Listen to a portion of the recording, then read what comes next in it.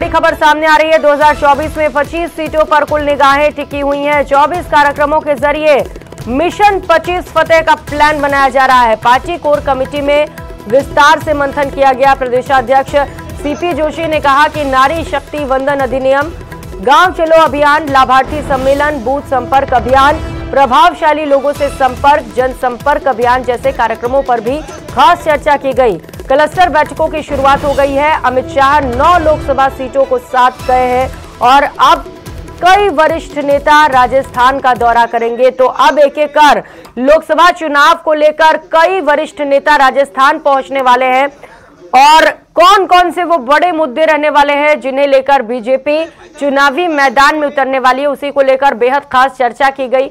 तस्वीरें आपको दिखा रहे हैं। बीजेपी प्रदेश अध्यक्ष सीपी जोशी और मुख्यमंत्री भजन लाल शर्मा पहुंचे हुए हैं।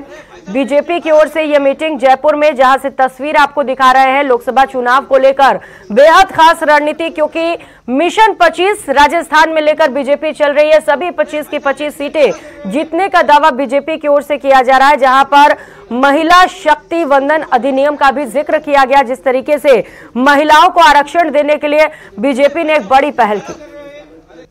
राष्ट्रीय अधिवेशन के बाद आगामी कार्यक्रम को लेकर इसमें चर्चा की कार्ययोजना बनाकर उसकी क्रियान्विति इस गांव चलो अभियान था और आगामी दिनों में लाभार्थी संपर्क अभियान है, नारी शक्ति वंदन अभियान है।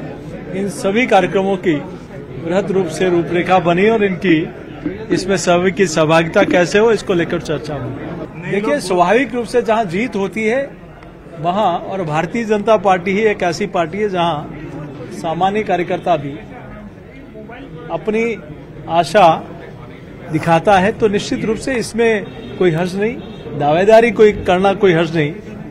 लेकिन टिकट मिलने के बाद चूंकि हमारा प्रत्याशी कमल का फूल, इस ध्येय के साथ फिर सब लोग लग जाते हैं। अगली ज्वाइनिंग कब है? बहुत सारे बड़े बड़े दिग्गज आ रहे हैं, बताइए। कांग्रेस को और बड़े झटके देने की तैयारी आपकी? कांग्रेस खुद ही झटके खा रही है। देखिए, निश्चित रूप से माननीय प्रधानमंत्री जी के आशीर्वाद से, उनके मार्गदर्शन में पिछले 2 दशक से ज्यादा, लगभग 2.5 दशक से जिन विषयों पर सहमति नहीं बन पाई थी, प्रधानमंत्री जी के इंटरवेंशन से, उनके सहयोग से, उनके आशीर्वाद से वो सहमति राज्यों के बीच में बनी है।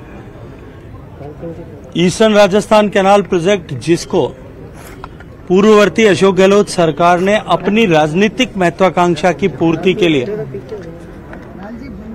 3 करोड़ से ज्यादा लोगों के प्यासे कंठों पर राजनीति